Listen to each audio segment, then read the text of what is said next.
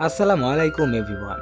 আজকে আমরা 2024 সালের বেস্ট মুভি অস্কার পাওয়া সিনেমা আনোরা নিয়ে কথা বলবো, যেখানে আমাদের একটা মেয়েকে দেখানো হয়েছে। সে মূলত প্রস্টিকিউশন মানে সোজা বাংলায় বলতে গেলে যৌনকর্মী হিসেবে কাজ করে। আর একদিন তার কাছে একটা ধনী কাস্টমার আসে, আর সে তাকে দেখে খুশি হয়ে যায়, কারণ বুঝতেই পারছেন ধনী ক্লায়েন্ট মানে বেশি টাকা। এরকম ভাবেই কিছুদিন চলতে থাকে। তারপর একদিন ওই ব্যক্তি তাকে বিয়ে করার প্রস্তাব দেয়, আর এর কিছুদিনের পরেই তার পুরো জীবন বদলে যায়। তো আর বেশি স্পয়লার না দিয়ে চলুন আমরা পুরো গল্পটি জেনে আসি। কিন্তু গল্প শুরু করার আগে আমি আপনাদের কাছে একটা অনুরোধ করব, আমাদের এই চ্যানেলটা খুবই নতুন, আর আপনাদেরকে সাবস্ক্রাইব করার কথা না বললে সাবস্ক্রাইব করেন না। আমাদের এই চ্যানেলে 1000 সাবস্ক্রাইব হতে আর বেশি দেরি নেই। হ্যাঁ, শুধুমাত্র অর্ধেকই বাকি আছে। আমি আশা করছি আপনারা এটাকে খুবই দ্রুত কমপ্লিট করে দেবেন। কেউ বিরক্ত হলে ক্ষমা করবেন। চলুন আমরা পুরো গল্পটা জেনে আসি। এই গল্পটি আনোরা নামের একটি তরুণীকে ঘিরে, যে আমেরিকার একটি স্ট্রিপ ক্লাবে যৌনকর্মী হিসেবে কাজ করত। গল্পের শুরুতে হেডকোয়ার্টার নামের একটি আমেরিকান নাইট ক্লাব দেখানো হয়। তখন ছিল রাতের বেলা, চারপাশে উজ্জ্বল আলো, ক্লাবটা পুরো জমজমাট ছিল। সুন্দরী মেয়েরা আর মাতাল কাস্টমারদের ভিড় দেখে স্পষ্ট বোঝা যায় যে এই জায়গাটি লস অ্যাঞ্জেলেসের উচ্চবিত্তদের জন্য এক ধরনের ব্যর্থতা ও নিঃসঙ্গতা কাটানোর এক পারফেক্ট জায়গা। এই ক্লাবেই কাজ করত আনোরা। সে খুব দক্ষ ও অভিজ্ঞ, জানে কিভাবে কাস্টমারদের কাছ থেকে ভালো টাকা আদায় করতে হয়। তার এক সহকর্মী ছিল যার নাম লুলু, আর সে তার ভালো বন্ধুও বটে। কাজ শেষে তারা একে অপরের সঙ্গে প্রতিদিনের অভিজ্ঞতা ভাগ করে নেয়। এক রাতে আনোরা যখন ডিনার করছিল, ক্লাবের ম্যানেজার এসে জানায় একটা ধনী ক্লায়েন্ট এসেছে, তবে সে রাশিয়ান, তাই ইংরেজি খুব একটা বলতে পারে না। তাই তোমাকেই সেখানে গিয়ে ডিল করতে হবে। আসলে এই পুরো ক্লাবে আনোরাই একমাত্র মেয়ে যে রাশিয়ান বলতে পারে, কিন্তু এখন সে ডিনার করছে, তাই সে যেতে চায় না। কিন্তু তার ম্যানেজারের জোরাজুরিতে শেষে তাকে যেতে হয়। আনোরা তার কাছে গেলে দেখে যুবকটি দেখতে ভালো এবং তার বন্ধুরাও রাশিয়ান। পরিচয়ের পর জানা যায় ছেলেটির নাম হচ্ছে ইভান। প্রথম দেখাতেই ইভান আনোরাকে পছন্দ করে। কিছুক্ষণ কথা বলার পর আনোরা তাকে রুমে নিয়ে যায় এবং সেই ক্লাবের স্বভাবসিদ্ধ কার্যক্রম শুরু হয়। যাওয়ার সময় ইভান তাকে জিজ্ঞাসা করে সে কি ক্লাবের বাইরেও সার্ভিস দেয় কিনা। আনোরা তাকে কোনো প্রশ্ন না করেই তার ফোন নাম্বারটি দিয়ে দেয়। আর এরপর আমাদের আনোরার পার্সোনাল লাইফ দেখানো হয়। সে ক্লাবের বাইরে খুবই সাধারণ একটা জীবন কাটায়। এরপর একদিন ইভান তাকে নিজের বাড়িতে আমন্ত্রণ জানায়। আনোরা বাড়িটি দেখে অভিভূত হয়। ইভান তার কল্পনার চেয়েও বেশি ধনী ছিল। বাড়ির ভেতরে ইভান তাকে তার জীবনের গল্প বলে। সে একজন রাশিয়ান ধনকুব নিকোলাই জারকভের ছেলে, অর্থাৎ তার এই বিলাসিতা বাবার টাকায় চলে। ইভান আর আনোরার বয়সের ব্যবধান 4-5 বছরের, মানে আনোরার বয়স ইভানের চেয়ে 4-5 বছর বেশি। রাতে আনোরা তার বন্ধু লুলুকে এই ধনী ক্লায়েন্টের সম্পর্কে জানায়। লুলুও খুব খুশি হয় এবং ভাবে এমন কাউকে যদি সেও পেত। পরদিন ইভান আবার আনোরাকে ডাকে। তারা শারীরিক সম্পর্ক করার পর ইভান আবারও ভিডিও গেম খেলতে ডুবে যায়।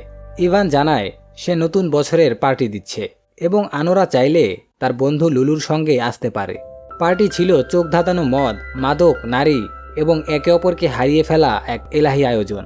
পার্টির মধ্যেই ইভানের আরও একবার মুড হয়, আর তারা ঘরের ভেতরে গিয়ে আর একটা পার্টি শুরু করে। তাদের কাজ হয়ে যাওয়ার পর আনোরা ওখান থেকে উঠে আসতে যায়, কিন্তু ইভান চাচ্ছিল সে আরও কিছুটা সময় সেখানে থাকুক।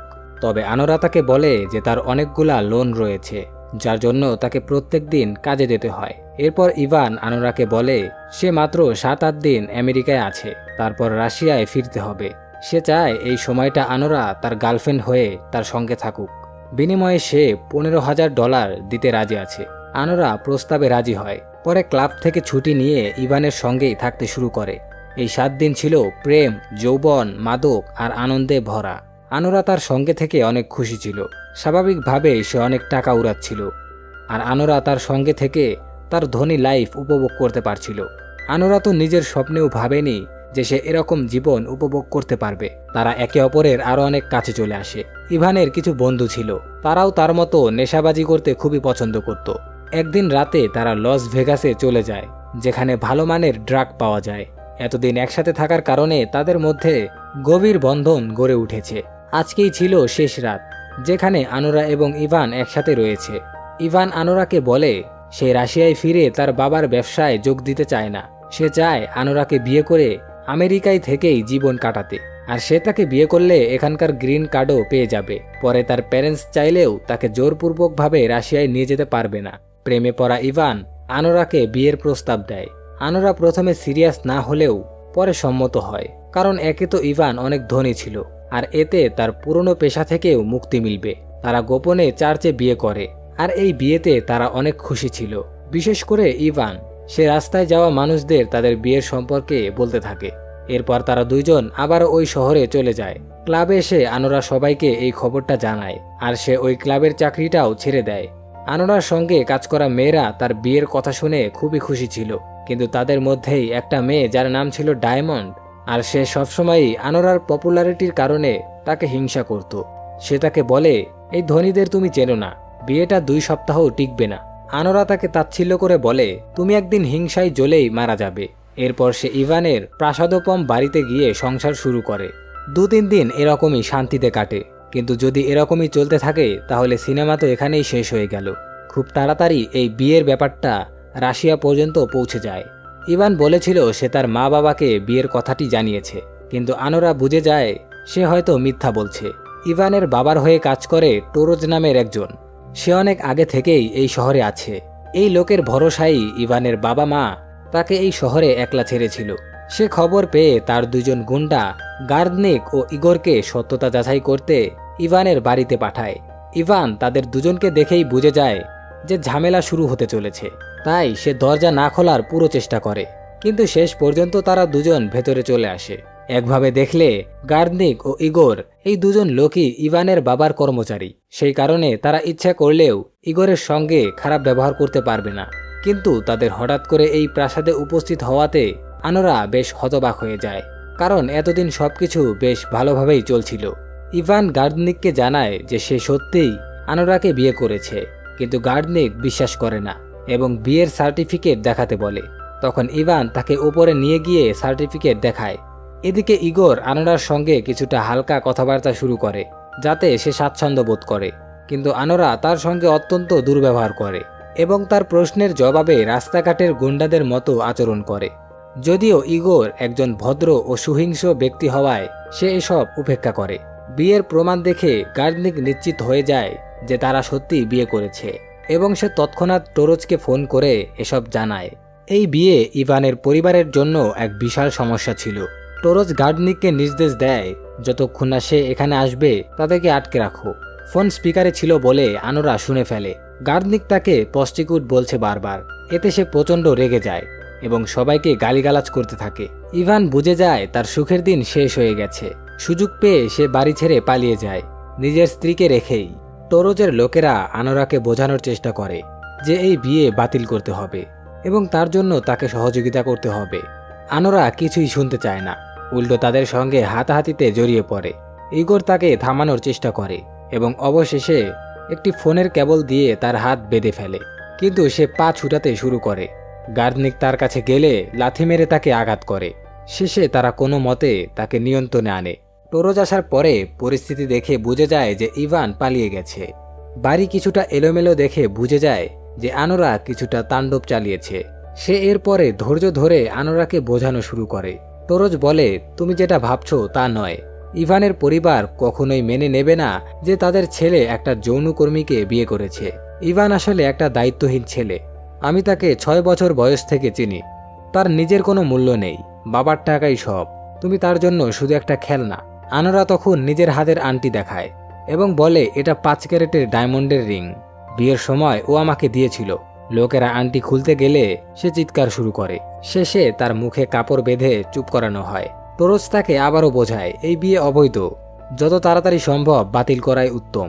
ইভানের পরিবারের টাকা পয়সার সামনে তোমার কোনো জায়গা নেই। অবশেষে আনোরা সবকিছু শুনে খানিকটা বুঝতে শুরু করে, যদিও সে এখনো মনে করছে যে ইভানকে পেয়ে গেলে সে তার সাথে কথা বলে সবকিছু ঠিক করে নেবে। টোরোজ তাকে প্রস্তাব দেয়, যদি তুমি আদালতে গিয়ে নিজের ইচ্ছায় বিবাহ বাতিল করো তাহলে ইভানের পরিবার তোমাকে $10,000 দেবে। এখন তোমার সামনে অন্য কোনো উপায় নেই। এখন শেষ পর্যন্ত আনোরা তাদের কথায় রাজি হয়ে যায়, কিন্তু সে একটা শর্ত রাখে। সে শেষবারের মতো ইভানের সাথে দেখা করে এই সম্পর্কে কথা বলতে চায়। টোরজ বলে এমনিতেও এই বিয়ে ক্যান্সেল করতে হলে ইভানকে খুঁজে বের করতে হবে। এরপর তারা ইভানকে খুঁজতে বের হয়। আনোরা এখনো মনে করে যে ইভানের সঙ্গে দেখা হলে সে সবকিছু ঠিক করে নেবে। তারা শহরের বিভিন্ন জায়গায় গিয়ে খোঁজ করে, ইভানের পুরনো বন্ধুদের কাছেও যায়, কিন্তু ইভান কারোর ফোনই ধরছে না। সন্ধ্যার দিকে আনোরার সাহসও ভেঙে পড়ে। যদিও সে ইগোরের সঙ্গে খুব বাজে ব্যবহার করছিল, তবুও ইগোর তার যত্ন নিতে থাকে। ঠান্ডা থেকে বাঁচতে স্কার্ফ পর্যন্ত দেয়। তারা বিভিন্ন ক্লাবে গিয়ে ইভানকে খুঁজতে থাকে, কিন্তু কোনো খোঁজ মেলে না। এদিকে দেখা যায় ইভান বিভিন্ন ক্লাবে ঘুরে বেড়াচ্ছে, কিন্তু এখন তার হাতে তেমন টাকা নেই। তাই সে কিছু ক্লাবে খেয়ে দিয়ে বিল না পরিশোধ করেই পালিয়ে যায়। অবশেষে সেই হেডকোয়ার্টার ক্লাবে ফেরে, যেখানে আনোরা আগে কাজ করত। ক্লাবের মেয়েরা ইভানকে চিনে ফেলে। তার মধ্যে ওই মেয়েটা যার নাম ডায়মন্ড, সে তাকে দেখে খুব খুশি হয় এবং কৌশলে ইভানের সঙ্গে রাত কাটানোর বন্দোবস্ত করে। আনোরার বন্ধু লুলু এটা দেখে সঙ্গে সঙ্গে আনোরাকে খবর দেয়। এরপর টোরজ, গার্ডনিক, ইগোর আর আনোরা সেই ক্লাবে পৌঁছে ইভানকে খুঁজে বের করে। তখন ইভান এতটাই মাতাল ছিল যে আনোরাকে সামনে দেখে কোনো প্রতিক্রিয়া দেখায় না। আনোরা তাকে বোঝানোর চেষ্টা করে যে সে কি কি ভোগ করেছে, কিন্তু ইভান হাসাহাসি করতে থাকে। তারা ইভানকে ক্লাব থেকে বের করে গাড়িতে তোলে এবং তাকে বোঝাতে থাকে যে বিয়ে বাতিল করাটাই একমাত্র পথ। মাতাল ইভান এতে রাজি হয়ে যায়। সকালে সবাই কোর্টে যায়। ইভানের বাবার নিযুক্ত আইনজীবী আগে থেকেই সেখানে ছিল। আনোরা বিচারককে বোঝানোর চেষ্টা করে যে ইভান এখন মদ্যপান অবস্থায় আছে, তার কথা যেন বিশ্বাস না করা হয়। তখন জানা যায় যে বিয়েটা লস অ্যাঞ্জেলেসে হয়েছে, তাই ক্যান্সেল করতে হলে সেখানেই যেতে হবে। কিন্তু তার আগে তাদের বিমানবন্দরে যেতে হবে, কারণ ইভানের মা বাবা নিজেদের প্রাইভেট প্লেনে করে এখানে আসছে। আনোরার কাছে এটাই শেষ আশা। সে মনে করছে যে ইভানের প্যারেন্টসের সাথে কথা বলে এই বিয়েটা বাঁচিয়ে নেবে।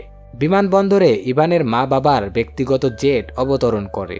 দেখা যায় আসল ক্ষমতা ইভানের মায়ের হাতেই। তিনি আনোরাকে একবারের জন্যও চোখ তুলে দেখেন না। আনোরা তবুও বোঝানোর চেষ্টা করে, আমি আপনার ছেলেকে ভালোবাসি, আমরা বিয়ে করেছি, ইভানও আমাকে ভালোবাসে, কিন্তু হয়তো আপনাদের ভয়ে সে এটা বলতে পারবে না। ইভানের মা বলে ইভান এখনো বাচ্চা, শুধু ভোগ বিলাস ছাড়া কিছুই বোঝে না, আর এমন মেয়েকে আমাদের পরিবারের সদস্য হিসেবে মানলে আমার মান সম্মান ধুলোয় মিশে যাবে। তিনি ইভানের সঙ্গে এমনভাবে ব্যবহার করতে থাকে যেন সে কোনো শিশুসুলভ গণ্ডমূর্খ। এটা দেখে আনোরা গভীর কষ্ট পায়, কারণ তার চোখে ইভান ছিল একজন আত্মবিশ্বাসী ম্যাচো পুরুষ। সে কখনো ভাবেনি যে এই ছেলেটা মানসিকভাবে এতটা দুর্বল হবে।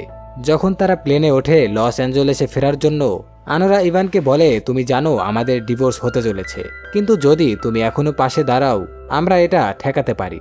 ইভান ঠান্ডাভাবে উত্তর দেয়, আমার যত আনন্দ করার ছিল সব করে নিয়েছি, আমি কখনোই আমার মা বাবার বিরুদ্ধে যেতে পারবো না।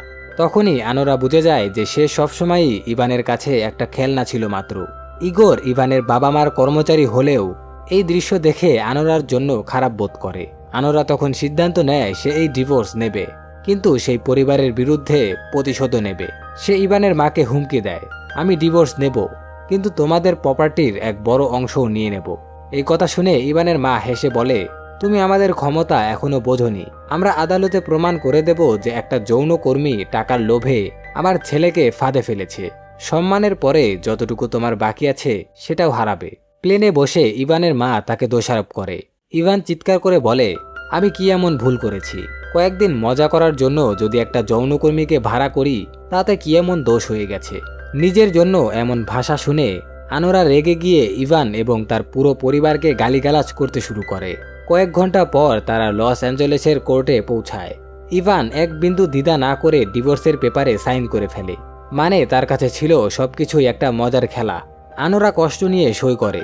কোর্টরুমে একমাত্র ইগোরই সাহস করে ইভানকে বলে, তোমার উচিত আনোরার কাছে ক্ষমা চাওয়া। ইভান সেটা নিয়েও ঠাট্টা করে। তার মা বলে, আমার ছেলে এই মেয়ের কাছে ক্ষমা চাইবে না। আনোরা ক্ষোভে সবাইকে অপমান করে। ইভানের মাকে নিয়ে কথা বলায় ইভানের বাবা উচ্চস্বরে হেসে ওঠে। এই পরিবারটাই ছিল এক অদ্ভুত নাটক। ইভান তার বাবা মায়ের সঙ্গে রাশিয়ায় ফিরে যায়। ইগোরের ওপর দায়িত্ব আসে আনোরাকে তার বাড়িতে পৌঁছে দেওয়া। আনোরার সব জিনিসপত্র তখনও ইভানের বাড়িতেই ছিল, তাই সেদিন তারা সেখানেই রাত কাটায়। ইগোর বুঝতে পারে আনোরার মনে গভীর কষ্ট চলছে। সে হালকা কথাবার্তা বলে তাকে সান্ত্বনা দেয়, কিন্তু আনোরা এখনও ইগোরের সঙ্গে খারাপ ব্যবহার করে। সে বলে, সব পুরুষ একই রকম, যদি গার্ডনিক সেদিন সেখানে না থাকতো তাহলে আমি জানি তুমি আমাকে জোর করতে। ইগোর হেসে উত্তর দেয়, আমি তেমন লোক নই যারা কারো অসহায়তাকে সুযোগ হিসেবে দেখে। সে বলে, তুমি এখন খুব রেগে আছো, তাই সবকিছু তোমার চোখে খারাপ লাগছে। অবশেষে আনোরা উপলব্ধি করে যে এই পুরো ঘটনায় ইগোরই ছিল একমাত্র পুরুষ যে সবসময় ভদ্রভাবে তার পাশে ছিল। পরদিন সকালে ইগোর আনোরাকে বাড়ি পৌঁছে দেয়। যাওয়ার আগে সে আনোরার হাতে সেই 5 ক্যারেটের হীরের আংটিটি তুলে দেয়, যেটা বিয়ের সময় ইভান তাকে পরিয়েছিল। ইগোর মনে করে এই আংটিটির সত্যিকারের হকদার আনোরা। আনোরা জানে ইগোর তাকে পছন্দ করে, আর নিজেকে একটু ভালো অনুভব করানোর জন্য সে ইগোরের আরো কাছে আসে। ইগোর তাকে জড়িয়ে ধরে এবং এই মানবিক ভালোবাসার উচ্চতায় আনোরা অঝরে কাঁদতে শুরু করে, কারণ পুরো ঘটনাচক্রে সে একমাত্র ইগোরের কাছেই নিজের আবেগ প্রকাশ করতে পেরেছিল। এভাবেই গল্পটি একটি জটিল কিন্তু সংবেদনশীল পরিণতির মাধ্যমে শেষ হয়। এই সিনেমাটি দেখে মোটামুটি ভালো লাগলেও একে 5টি অস্কার দেওয়া হয়েছে বলেই এত বেশি হাইপ তৈরি হয়েছে। সত্যি বলতে কিছু বিভাগে পুরস্কার প্রাপ্য হলেও সেরা মুভি হিসেবে এটিকে পুরস্কৃত করা কতটা যুক্তিযুক্ত তা নিয়ে প্রশ্ন তোলা যেতেই পারে। আর যারা অস্কার দেয় তারা অবশ্যই সাধারণ কেউ হবে না। হতে পারে এই মুভিতে এমন কিছু রয়েছে যেটা আমরা দেখতে পাচ্ছি না, বা আপনি দেখতে পাচ্ছেন আমি দেখতে পাচ্ছি না। তো আপনাদের কাছে এই মুভিটা কেমন লাগলো কমেন্টে জানাবেন। দেখা হবে নতুন কোনো ভিডিওতে। সবাই ভালো থাকবেন। আল্লাহ হাফেজ।